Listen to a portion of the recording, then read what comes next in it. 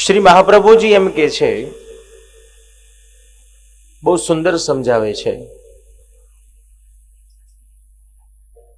ઠાકોરજીની કૃપા પ્રાપ્ત કરવી હોય તો 3 માર્ગ બતાવ્યા. આ 3 કાર્ય કરવાથી તમને પ્રભુની કૃપા પ્રાપ્ત થશે. પહેલો માર્ગ બતાવ્યો, તમે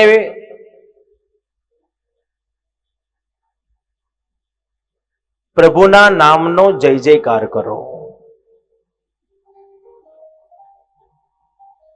તો પ્રભુની કૃપા પ્રાપ્ત થશે.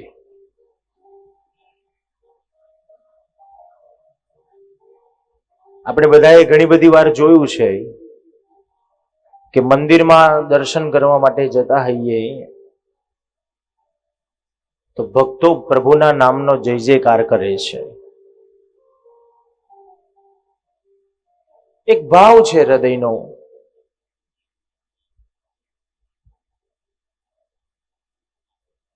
અને પુષ્ટિની પરિભાષામાં સમજીએ તો એ પ્રભુની કૃપા પ્રાપ્ત કરવાનો એક માર્ગ છે.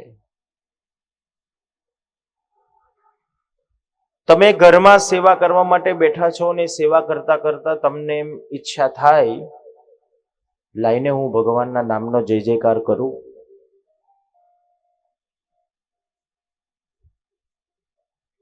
અને સેવા કરતા કરતા તમને ઈચ્છા થઈ એટલે તમે ભગવાનનો જય જયકાર કર્યો, ગોવર્ધનનાથ કી જય. કોકે આપણું ગળું ના પકડ્યું હોય એવો અવાજ બહાર નીકળ્યો. તમને વિચાર થયો, ચાલ ઘર છોડી દેવા દે, મંદિર જવું છે. રસ્તામાં ચાલતા ચાલતા તમે જઈ રહ્યા છો અને ત્યાં ફરી વિચાર આવ્યો કે લાઈને અહીં જય જયકાર કરું તો.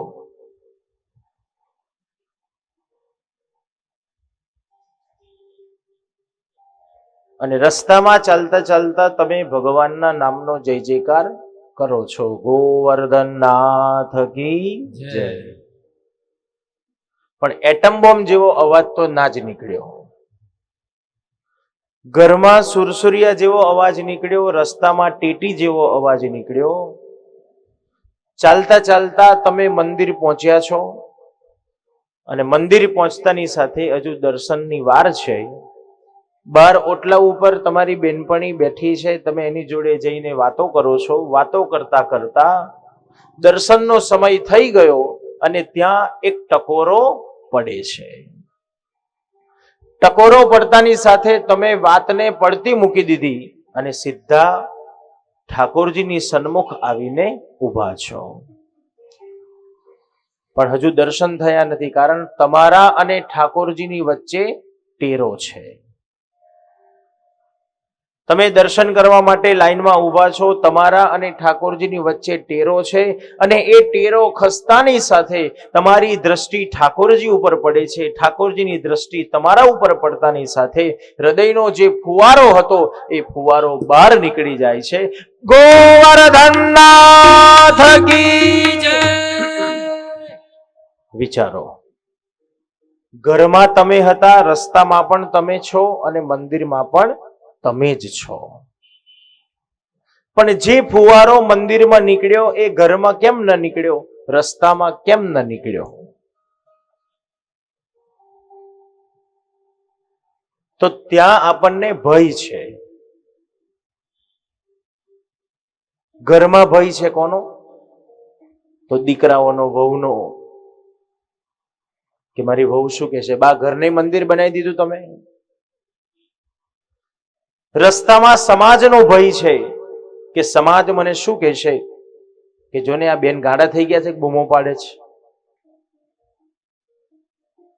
પણ મંદિરમાં જતાની સાથે તમને ત્યાં બીજું કોઈ જ દેખાતું નથી.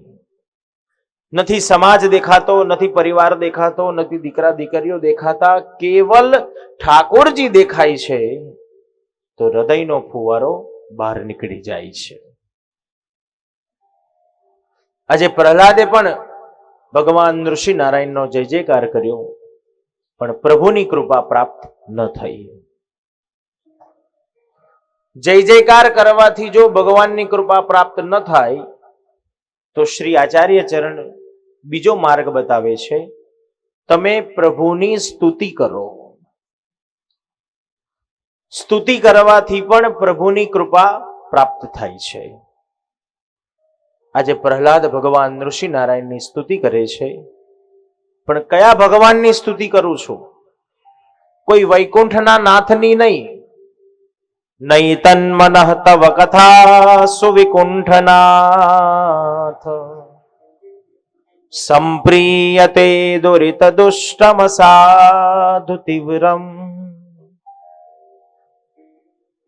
પ્રહલાદ કહે છે, હું કોઈ વૈકુંઠના નાથની સ્તુતિ નથી કરતો, પણ જે વૈકુંઠનો નાથ મારી સન્મુખ આવીને બેઠો છે એ ભગવાનની હું સ્તુતિ કરું છું. પ્રહલાદે ભગવાનની સ્તુતિ કરી, પણ હજુય ભગવાન ઋષિ નારાયણનો ક્રોધ શાંત થતો નથી, પ્રભુની કૃપા પ્રાપ્ત થતી નથી. તો શ્રી આચાર્ય ચરણે ત્રીજો માર્ગ બતાવ્યો. જો સ્તુતિ કરવાથી પ્રભુની કૃપા પ્રાપ્ત ન થાય, જય જયકાર કરવાથી પ્રભુની કૃપા પ્રાપ્ત ન થાય, તો ત્રીજો માર્ગ, તમે પ્રભુનો ચરણ સ્પર્શ કરી દો તો પણ પ્રભુની કૃપા પ્રાપ્ત થશે.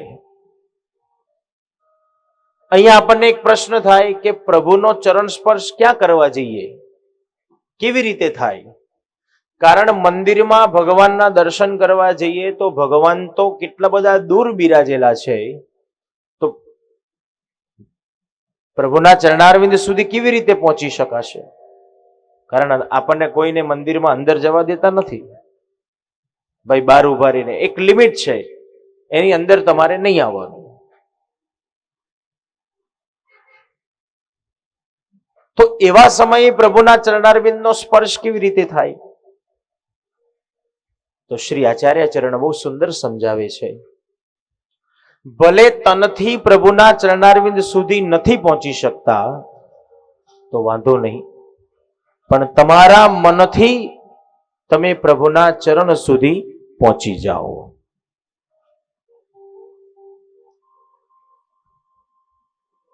તો પ્રભુની કૃપા પ્રાપ્ત થશે.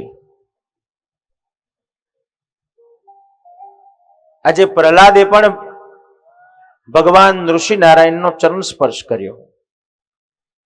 ચરણ સ્પર્શ કરતાની સાથે ભગવાનની દ્રષ્ટિ પડી. કોણ છે?